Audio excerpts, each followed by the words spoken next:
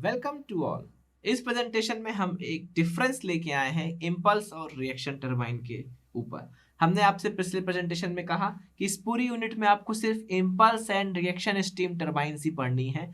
जो पूरा steam turbine है वो बेसिकली यही दोनों टरबाइन के ऊपर डिपेंड करता है, इम्पल्स एंड रिएक्शन। तो इसका मतलब क्या है, नाम से समझते हैं। ये कैसे इम्पल्स हो गई और ये कैसे रिएक्शन हो गई, ये किस पे डिपेंड करेगा कि कौन सी ब्लेड हम इस्तेमाल कर रहे हैं।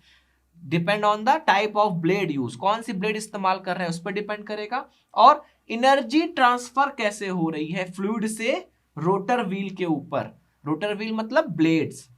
टरबाइन में मैंने क्या बोला, नोजल है और ब्लेड्स हैं। तो एनर्जी कैसे, किस मैकेनिज्म के थ्रू एनर्जी क्या हो रही है, अपना अल्टीमेट टाइम ऑब्जेक्टिव क्या है, जो नोजल से स्टीम आ रही है उसकी स्टीम की हीट एनर्जी को, प्रेशर एनर्जी को काइनेटिक एनर्जी में पहले ट्रांसफॉर्म करें। फिर उस काइनेटिक एनर्जी को अपन ने क्या किया, हाई जेट के माध्यम से, जेट ऑफ स्टीम के माध्यम से बकेट में भेजा तो वो क्या हुई, अपनी एनर्जी क्या हुई, स्टीम की एनर्जी ने क्या किया, अपनी एनर्जी को ब्लेड को ट्रांसफर कर दिया, जिससे क्या हुआ, ब्लेड में एक फोर्स प्रोड्यूस हुआ, ब्लेड रोटेट होने लगी। तो ये किस मैकेनिज्म के थ्रू हो रहा है, इस पे डिपेंड करेगा कि कौन सी इंपल्स है, कौन सी रिएक्शन, और ब्लेड्स कैसे इस्तेमाल कर रहे हैं इस पे डिपेंड करेगा। सो इंपल्स में क्या होता है, इंपल्स जैसे एक डायग्राम बनाते हैं उसके थ्रू समझने की कोशिश करते हैं। ये आपका यहां पे मान लीजिए प्रेशर है और यहां पे आपकी ये वेलोसिटी रिप्रेजेंट कर रही है। अब यहां से अपनी क्या हुई, स्टीम आई, ये स्टीम आई, अपनी स्टीम आई यहां से, स्टीम तो यहां से आई, पहली स्टीम कहां है, स्टीम फ्रॉम बॉयलर, बॉयलर से स्टीम आई कहां पे, ये नोजल हो गया अपना, नोजल पे कहां आई अपनी स्टीम आई, बॉयलर से, ठीक है। उसके बाद ये कहां पे गई,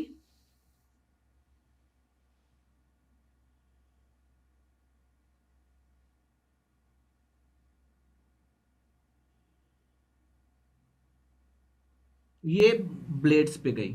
तो अब जब ये स्टीम यहां से नोजल से निकल के ब्लेड्स पे गई, तो ध्यान दीजिएगा ये क्या है, मूविंग ब्लेड्स, और ये क्या है, नोजल, और ये पूरा डायग्राम क्या रिप्रेजेंट कर रहा है, आपका इम्पल्स टरबाइन को रिप्रेजेंट कर रहा है।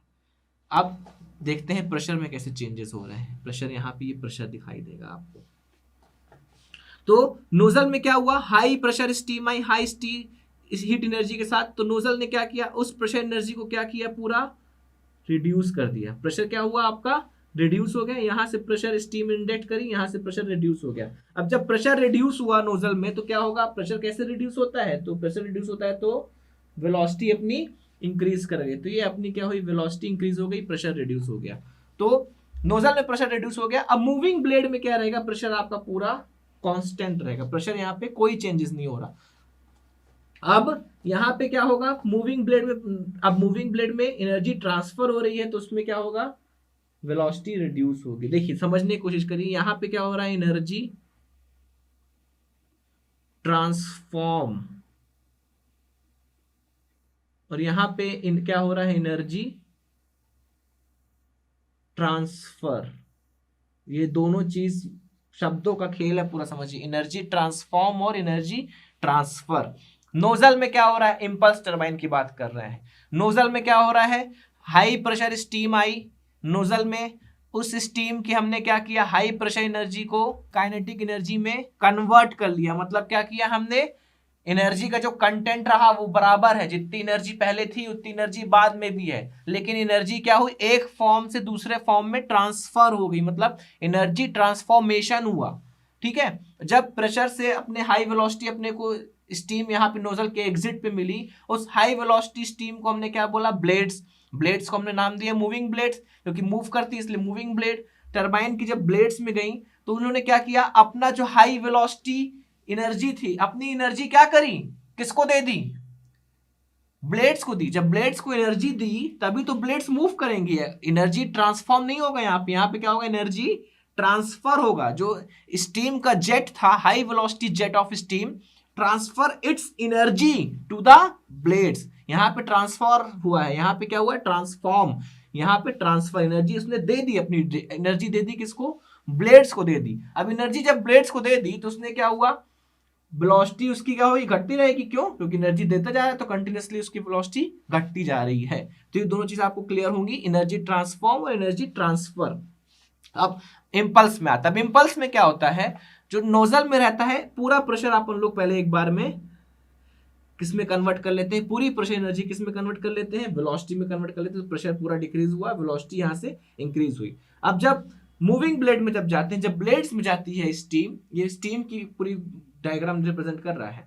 तो जब ब्लेड्स में जाती है स्टीम तो उसका प्रेशर क्या रहता है, इंपल्स टरबाइन में प्रेशर कांस्टेंट रहता है, P कांस्टेंट, और वेलोसिटी रहती है क्या, डिक्रीज होती रहती है इंपल्स टरबाइन में। ठीक है, तो इंपल्स टरबाइन में क्या है, impulse turbine there is no change in the pressure of the steam as it passes through the moving blade. तो प्रेशर में कोई चेंजेस नहीं आता है अगर मूविंग ब्लेड से पास होती है। वेलोसिटी कंटिन्यूअसली क्या होती है, डिक्रीज होती है। वेलोसिटी क्या हो रही है यहाँ पे, कंटिन्यूअसली चेंज हो रही है। अब वेलोसिटी चेंज हो रही है, अब समझिए इंपल्स टरबाइन, देखिए ये इंपल्स टरबाइन आपको दिख रही होगी इस फिगर में। इंपल्स लेफ्ट साइड में जो दिख रही है इंपल्स टरबाइन, इंपल्स टरबाइन क्या है, बकेट शेप्ड की है, इस शेप्ड की है। मान लीजिए यहां से अपना क्या हुआ, बकेट मूविंग ब्लेड है ये आपका, ठीक है, ये मूविंग ब्लेड है, ये जो यहाँ पे लिखा है। यहाँ पे अपने क्या हुआ, नोजल से जो निकली, यहां से जेट आया। अब जेट आया यहां से, तो यहाँ ये ऐसे क्या होगा, ऐसे पूरा फ्लो करेगा, और यहां से ये क्या होगा, ऐसे निकल जाएगा वापस। जब ब्लेड में उसने स्ट्राइक किया, किसने, जब जेट ने, हाई वेलोसिटी ऑफ जेट ने, स्टीम के हाई वेलोसिटी ऑफ जेट ने स्ट्राइक किया ब्लेड में, तो ब्लेड ने क्या किया, उसकी डायरेक्शन को चेंज किया। जब ब्लेड में स्ट्राइक किया तो ब्लेड ने क्या किया, उसकी डायरेक्शन को चेंज किया। डायरेक्शन चेंज होने के कारण उसमें मोमेंटम चेंज आया।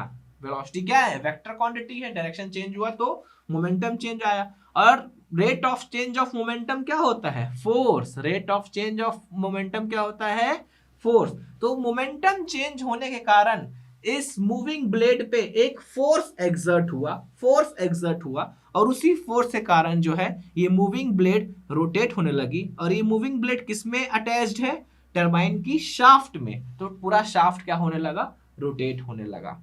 क्लियर? तो नोजल ने क्या किया, प्रेशर एनर्जी को काइनेटिक एनर्जी में कन्वर्ट किया, ट्रांसफॉर्म किया, मतलब एनर्जी का जो टोटल एनर्जी कंटेंट है वो उतना ही है।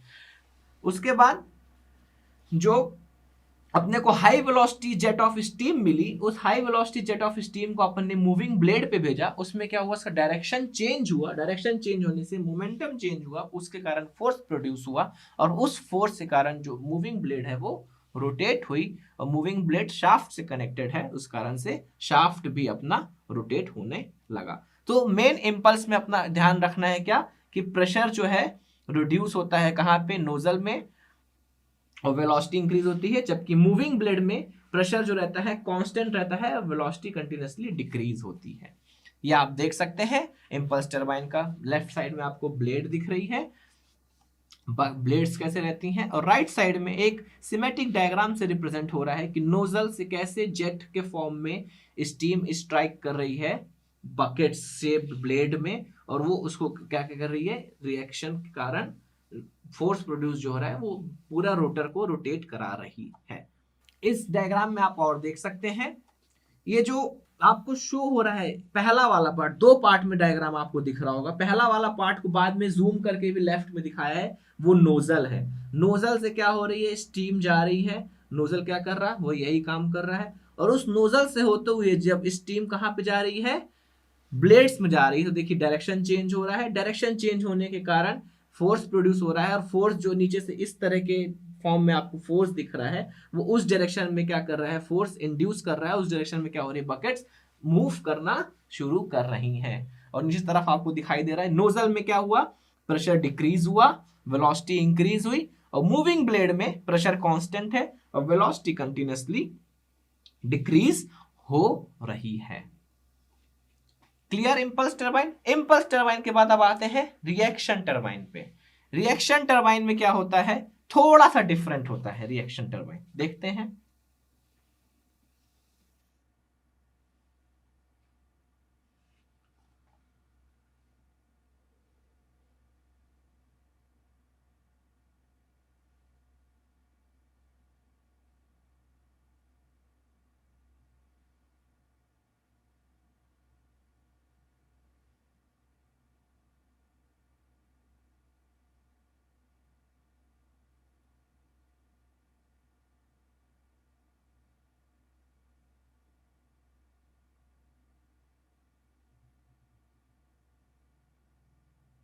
स्टीम आ रही है कहां से? स्टीम फ्रॉम बॉयलर, बॉयलर से स्टीम आई।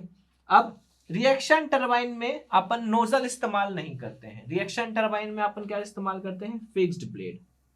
और मूविंग ब्लेड तो मूविंग ब्लेड ही रहती है, कोई दिक्कत नहीं। और ये पूरा क्या रिप्रेजेंट कर रहा है? Reaction turbine. रिएक्शन टरबाइन में नोजल की जगह क्या इस्तेमाल करते हैं? Fixed blade. अब फिक्स्ड ब्लेड है मतलब वो स्टेशनरी है, रोटेट नहीं करेगी। तो आप बोलोगे सर नोजल का काम कौन करेगा? नोजल का काम ये फिक्स्ड ब्लेड करेंगी। अब फिक्स्ड ब्लेड का बीच का पैसेज रहता है, ऐसा रहता है, वो कैसा रहता है? कन्वर्जिंग शेप का पैसेज रहता है। कन्वर्जिंग शेप का पैसेज होने का कारण ये जो फिक्स्ड ब्लेड है वो एज अ नोजल क्या करती है? काम करती है। अब कन्वर्जिंग शेप का पैसेज है तो वो क्या करेगा? प्रेशर को डिक्रीज करेगा। क्या किया? प्रेशर को डिक्रीज किया। क्या किया? प्रेशर को डिक्रीज किया। तो यहां से प्रेशर क्या हो रहा? डिक्रीज होना शुरू हुआ कन्वर्जिंग शेप में। तो यहां पे क्या होगा? वेलोसिटी अपनी इंक्रीज होना शुरू हो गई। ये वेलोसिटी, ये प्रेशर। अब इसमें डिफरेंस क्या हुआ? मूविंग ब्लेड में, यहां पे मूविंग ब्लेड के बीच में क्रॉस सेक्शन का जो एरिया है वो क्या है? जो पैसेज एरिया है वो कांस्टेंट है। यहां पे मूविंग ब्लेड का जो एरिया है वो क्या हो रहा है? कंटिन्यूसली डिक्रीज हो रहा है। मतलब मूविंग ब्लेड में भी कैसा पैसेज बनाया गया है? कन्वर्जिंग शेप का पैसेज बनाया गया है। तो मूविंग ब्लेड में जब कन्वर्जिंग शेप का पैसेज बनाया गया तो क्या प्रेशर कांस्टेंट रहेगा मूविंग ब्लेड में? नहीं। यहां पे प्रेशर क्यों कांस्टेंट था? क्योंकि मूविंग ब्लेड का जो पैसेज था वो कांस्टेंट था, इसलिए प्रेशर कांस्टेंट था। लेकिन जब मूविंग ब्लेड का पैसेज ही अपन ने क्या कर दिया? कन्वर्जिंग बना दिया, मींस प्रेशर क्या होगा? फर्दर डिक्रीज होगा मूविंग ब्लेड में भी, फर्दर डिक्रीज होगा मूविंग ब्लेड में भी। तो आप बोलोगे सर फर्दर वेलोसिटी इंक्रीज होनी चाहिए मूविंग ब्लेड में। होनी चाहिए, होती भी, लेकिन नहीं होगी। क्यों? क्योंकि यहां पे जो वेलोसिटी आई है वो अपनी वेलोसिटी एनर्जी क्या कर रही है? ब्लेड को दे रही है। जब अपनी एनर्जी ब्लेड को देगी तभी तो ब्लेड घूमेगी। तो वेलोसिटी यहाँ पे डिक्रीज ही होगी। हाँ, थोड़ी सी वेलोसिटी जो होगी, रिलेटिव वेलोसिटी इंक्रीज होगी। रिलेटिव वेलोसिटी मतलब जिस वेलोसिटी से आपकी ब्लेड घूम रही है और जिस वेलोसिटी से स्टीम मूव कर रही है, दोनों का रिलेटिव वेलोसिटी। स्टीम की आपकी वेलोसिटी मूव इंक्रीज करेगी, लेकिन जो रिलेटिव वेलोसिटी इंक्रीज करेगी। लेकिन अपना स्टीम ने क्या किया? अपनी एनर्जी तो दे दी, यहां पे क्या करा? एनर्जी उसने ट्रांसफर कर दिया, और यहां पे एनर्जी ट्रांसफॉर्म हुई है।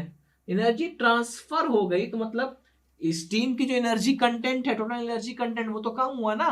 भले वेलोसिटी थोड़ी सी इंक्रीज हो रही तो क्या हो, लेकिन ओवरऑल इफेक्ट क्या होगा? वेलोसिटी डिक्रीज ही होगी। ये एक डिफरेंस है किसमें? रिएक्शन टरबाइन में। क्या डिफरेंस है? यहां नोजल की जगह अपन ने फिक्स्ड ब्लेड इस्तेमाल करी।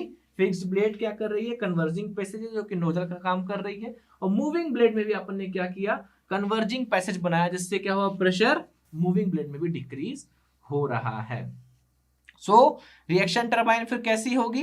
रिएक्शन टरबाइन जहां पे प्रेशर फिक्स्ड ब्लेड और मूविंग ब्लेड दोनों में डिक्रीज होता है, और मूविंग ब्लेड में प्रेशर और वेलोसिटी दोनों डिक्रीज होती हैं। There is a change in both pressure and velocity as steam flows through the moving blade. जैसे जैसे मूविंग ब्लेड से फ्लो करेगी तो प्रेशर और वेलोसिटी दोनों ही क्या करेंगे? डिक्रीज करेंगे। किसमें? रिएक्शन टरबाइन में। और फिर वही मैकेनिज्म, जब मूविंग ब्लेड से मूव करेंगे तो डायरेक्शन चेंज होगा स्टीम के फ्लो का। डायरेक्शन चेंज होने के कारण फोर्स इंड्यूस होगा। फोर्स एक एक्ट करेगा किसमें? रिएक्शन टरबाइन में, ब्लेड्स के ऊपर, जिससे क्या होगा? ब्लेड्स मूव करना शुरू करेंगे। ये तो फोर्स प्रोड्यूस हुआ किसके कारण? जो मूविंग ब्लेड डायरेक्शन चेंज कर रही हैं। इसमें एक मूविंग ब्लेड में रिएक्शन फोर्स भी प्रोड्यूस होता है। वो कैसे? रिएक्शन फोर्स कैसे प्रोड्यूस होगा? रिएक्शन फोर्स प्रोड्यूस होगा अब जब मूविंग ब्लेड में टरबाइंस आगे बढ़ रही हैं तो उसको दिख रहा है क्या?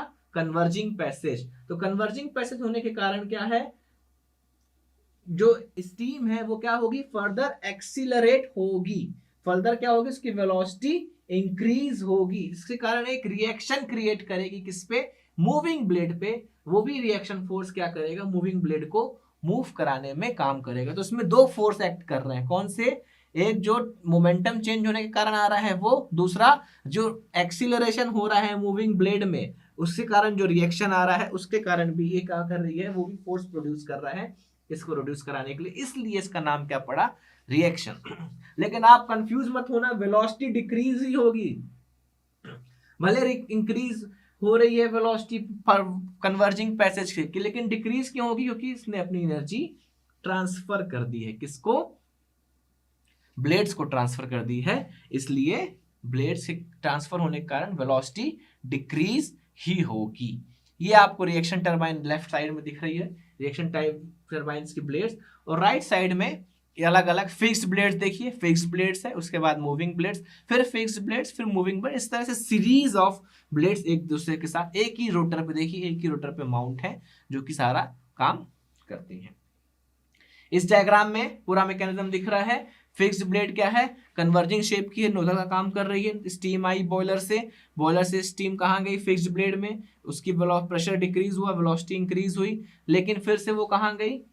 फिक्स्ड ब्लेड के बाद मूविंग ब्लेड में गई। मूविंग ब्लेड भी क्या है? कन्वर्जिंग नेचर की है, तो प्रेशर क्या हुआ? फर्दर डिक्रीज हुआ और वेलोसिटी भी डिक्रीज हुई, और कन्वर्जिंग नेचर होने के कारण एक रिएक्शन फोर्स प्रोड्यूस होगा, जो कि क्या होगा? इसमें ब्लेड में लगेगा, और साथ साथ मोमेंटम चेंज होने के कारण भी फोर्स लगेगा, जो कि क्या करेगा? ब्लेड को रोटेट कराएगा। ये जो अप डायरेक्शन में आपको दिख रहा है, उस डायरेक्शन में वो फोर्स का जो डायरेक्शन रहेगा इंड्यूस होगा, उस डायरेक्शन में ब्लेड को मूव कराने की कोशिश करेगा, रोटेट कराने की। तो डिफरेंस क्या हुआ इंपल्स में? पहला डिफरेंस तो यही है कि मूविंग ब्लेड में प्रेशर कांस्टेंट रहता है इंपल्स में, इसमें मूविंग ब्लेड में प्रेशर डिक्रीज होता है। इसमें फिर इंपल्स में क्या होता है? क्रॉस सेक्शन जो रहता है मूविंग ब्लेड का, between the blade passage cross section क्या रहता है? कांस्टेंट। इसमें जो क्रॉस सेक्शन रहता है बिटवीन द ब्लेड पैसेज, इसको क्या बोलेंगे? बिटवीन द ब्लेड पैसेज, उसको क्रॉस सेक्शन जो रहता है वो क्या होता है? कन्वर्जिंग टाइप का होता है। ब्लेड जो रहती हैं इसमें इंपल्स टरबाइन में सिंपल ब्लेड्स रहती हैं, जो कि चीप होती हैं। इसमें थोड़ी सी कॉम्प्लेक्स और कॉस्टलियर ब्लेड्स इस्तेमाल होती हैं रिएक्शन टाइप में। इसमें प्रोफाइल टाइप की ब्लेड्स इस्तेमाल होती हैं, इसमें एरोफाइल टाइप की ब्लेड्स इस्तेमाल होती हैं। इसमें प्रोफाइल टाइप की ब्लेड्स इस्तेमाल होती हैं, जो कि सिंपल आपको दिख रही है, ये प्रोफाइल टाइप की ब्लेड्स हैं, और इससे जो मैंने सेक्शनिंग करके लिखाई है, ये एरोफॉइल टाइप्स की ब्लेड्स इसमें इस्तेमाल होती हैं। पावर डेवलप जो रहता है, पावर डेवलप इसका लो रहेगा, इसका पावर डेवलप हाई रहेगा। क्यों? क्योंकि इसमें रिएक्शन फोर्स भी लग रहा है, इसमें सिर्फ मोमेंटम कारण चेंज हो रहा है, वो फोर्स लग रहा है, इसमें रिएक्शन फोर्स भी लग रहा है, तो ज्यादा इसमें फोर्स इंड्यूस होगा। इसमें कम रहेगा, तो पावर डेवलप इंपल्स का कम रहेगा, रिएक्शन का ज्यादा रहेगा। एफिशिएंसी जो रहेगी इंपल्स की कम रहेगी, और रिएक्शन की एफिशिएंसी ज्यादा रहेगी। और एक लास्ट डिफरेंस क्या? जैसे मान लीजिए ये अपना क्या है? रोटर है, इसके अलाउंग क्या है? अपनी ब्लेड्स लगी हुई हैं, इस तरह से ब्लेड्स